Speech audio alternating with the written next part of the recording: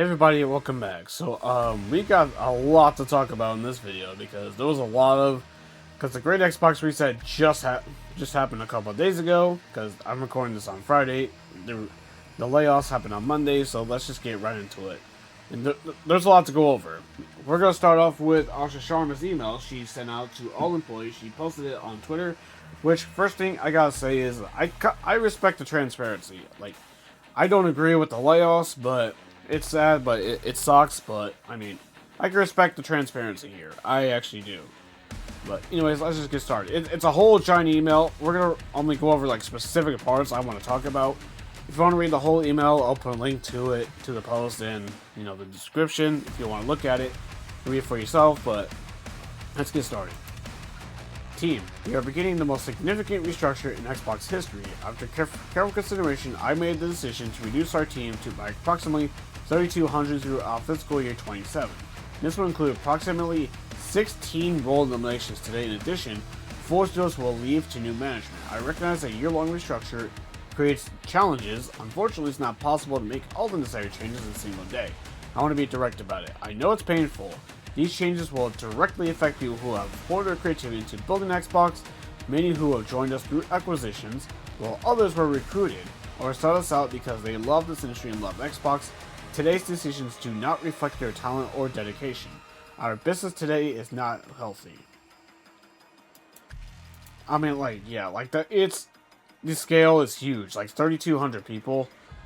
Man, I know that it's not the first set it was on Monday. The second set, who knows? It's going to be over the next year or so who knows? Our business today is not healthy. I just said that. We are operating at margins that are 3 to 10 times lower than comparable platform and publishing businesses, being Gen 9 with a smaller install base and a higher cost structure. To grow, we bet on Game Pass, multi-platform, and a broader portfolio of content. While those businesses have created meaningful value, they did not grow at the pace we expected, so they failed.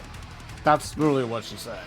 As that happened, our core business weakened, we added more teams, more investment, and more time, hoping for a better outcome. And now the industry is facing the most severe hardware crisis in its history.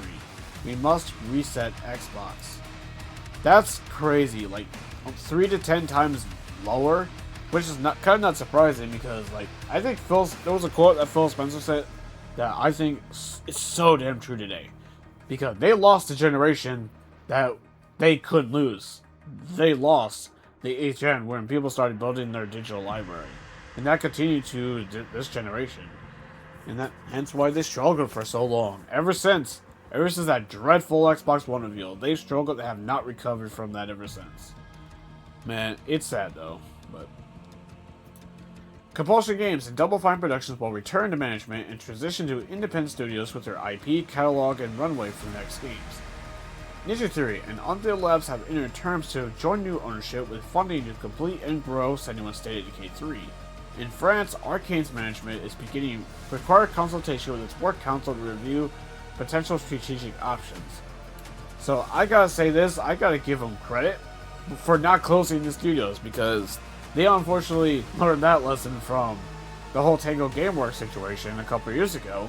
When layoffs happened that year, they closed Tango Gameworks, and then Krafton kind of bought the rights to the studio and essentially revived it, I guess. That's one way of putting it. So that was kind of a whole thing. That was a big giant nightmare PR for Microsoft, and especially because the statements I said, they came out to bite them in the ass, literally, when that happened. So seemingly, yeah, Asha and the Xbox crew, they definitely learned from that, and they tried their damnedest to save the studios, which I gotta respect that. That was a very good move by them on this one. Very good. Sucks that they're leaving, but it was for the best. So definitely, because it seems they don't need them. So it's part of a whole new strategy change. That's just what it is.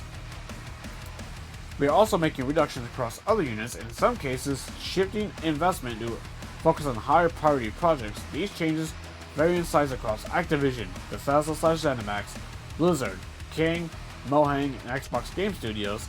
None of our first-party publicly announced games or projects are being canceled as part of these reductions. That is another move that they seemingly learned from last year, because when the layoffs happened in July of last year, they canceled the Perfect Dark reboot, by the Initiative shut them down, and they also canceled the Blackbird MMO that ZeniMax Online was working on. So, that was definitely a whole thing last year as well, so they definitely learned from the previous years that they did these massive layoffs, so I gotta give them credit for that, for not canceling any announced games, so good, that's good. Second, we will reset our platform. We know that great tech gets better when it gets simpler, not bigger. Today, in some parts of the company, work passes through it. Since 14 layers of management, our platform teams are 40% larger than they were at the start of this generation. Even as our player base and playtime declined, that complexity has slowed decisions, blurred accountability, and made it harder to deliver. As we reset Xbox, we will simplify. We will reduce management layers to no more than 5, and where possible, 3. We will deliver success through a flatter organization that is built around makers, individual contributors focused on building, player coaches, leaders who remain deeply involved in the work while developing their own teams, and directly responsible individuals who own key decisions and outcomes. And we will streamline how we work across our tools with a cleaner code base, shared services, and 50% reduced vendor spending. Oh my god! 14 layers of management. Holy shit, no wonder the messenger was so effed up over the years. Holy hell. No wonder they were having an identity crisis for so freaking long. Just the fact there was so many layers just to get a decision made. That's insane. That's wild to even think about. I'm glad they're reducing it, because hopefully we'll actually get clear messaging from them going forward, but 14 layers? Why didn't they fix this years ago? Jesus Christ, no wonder they kept stepping on their own brakes so many times, but holy hell. That is insane. That's crazy. That really is. That blew my mind when I first seen that. Like, holy crap. Because that's what we overhauled as part of today's changes, to focus on key franchises going forward, follow out the Elder Scrolls, Doom, Quake, and Wolfenstein. The last 3 is kind of a very key focus for the next segment of this video, because we're going to be talking about the layoffs that hit id Software. So, this one really upset me hardcore, because I love id Software, man. Like, their games are killer. They make some of the best first-person shooters of all time. Like, their legacy cannot be understated. Like, their legacy is so incredible. Anyways, it feels like Xbox and questionable decisions are going hand in hand lately, especially as the company is set to lay off. We just talked about that. I'm still of the opinion that Xbox needed to change the restructure was necessary. I agree with that. It doesn't make it any less easy though, and I imagine experiencing these levels is far more painful than simply watching it. I genuinely hope those affected are able to land on their feet.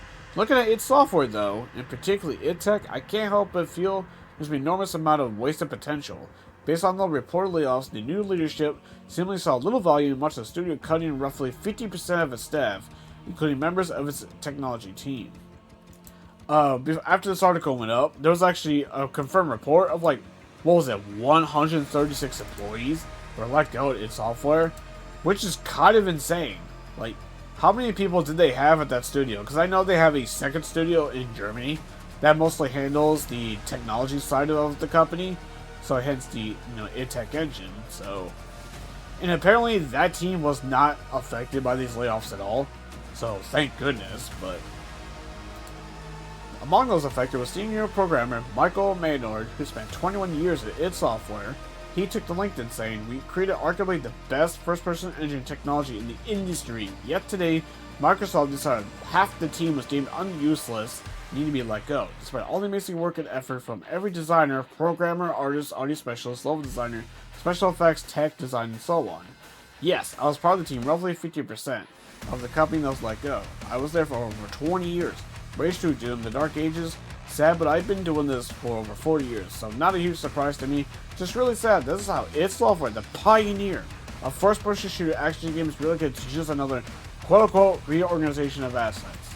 He's right though. He's freaking right. id Software, the pioneer of first-person shooters, going back to the 90s, relegated to essentially almost like a support studio almost. That's fucking nuts. We'll talk about that at the end of this video, because id Software actually put out a statement, to addressing the whole elephant in the room. It's generally surprising to see id Software go like this. I've long believed the studio is unutilized. I hope to see it take a crack at something like Halo one day. A Halo game in id Tech? I'll take that, please! Hell yeah. Now I don't even know how it's supposed to continue making Doom, let alone taking on other franchises. I would agree with that before I seen id's statement. In fact, I even have liked to see id Tech positioned to compete with the likes of Unreal Engine. I fully agree with it. It's a fantastic engine that's massively underutilized within Xbox. Only 2 studios within Xbox really use it, which is obviously id Software and Machine Games. So making it publicly available with Xbox taking a 5% royalty on game revenues, similar to Unreal Engine, feels like it could have been a great opportunity and give Unreal Engine some competition. So hopefully it would force Epic Games to get off their ass to actually optimize the engine more, so more games aren't buggy, broken mess, unoptimized when they come out. Maybe Xbox has a plan that isn't immediately obvious, but from the outside looking in, it's hard to understand how cutting so much of a studio responsible for the industry's best first-person shooter franchise sets up for long-term success, especially against Doom the Dark Ages has a new expansion releasing today. If you haven't played the expansion yet, play it. Why? Why? Why?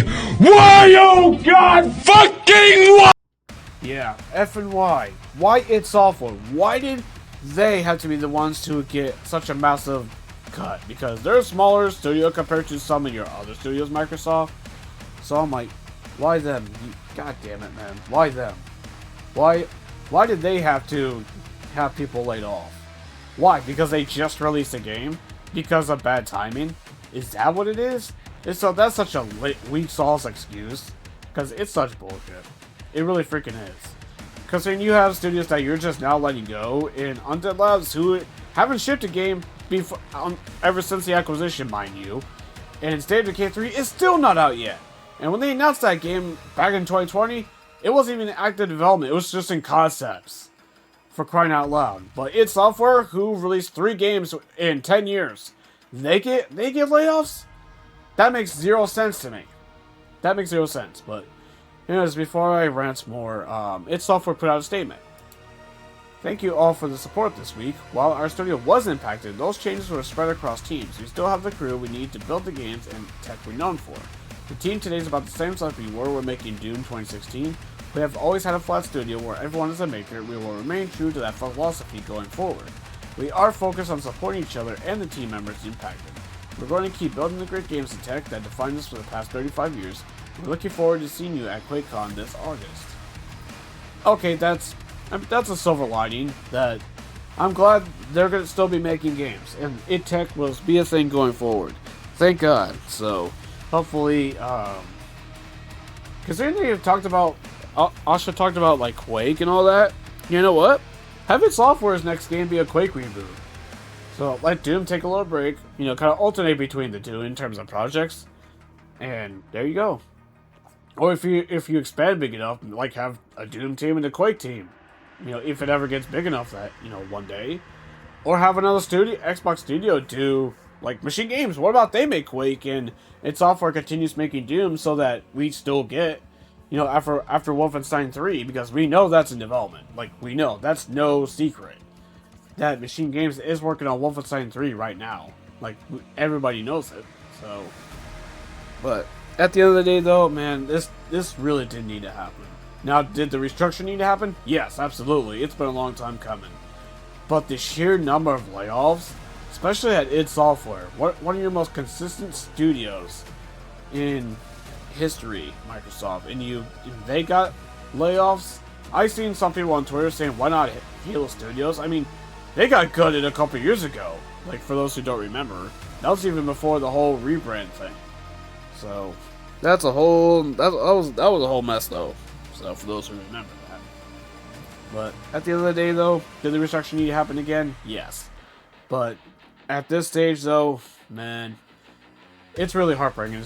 id Software did not deserve that. It really did. So id Software, whatever you do next, we'll be supporting you because you guys make bangers. You guys really do. But that's all I gotta say on this video. So what do you guys think of this? Comment down in the comment section below, and if you like to hit the like video if you liked it, and I'll see you on the next one. Till then, have a good one.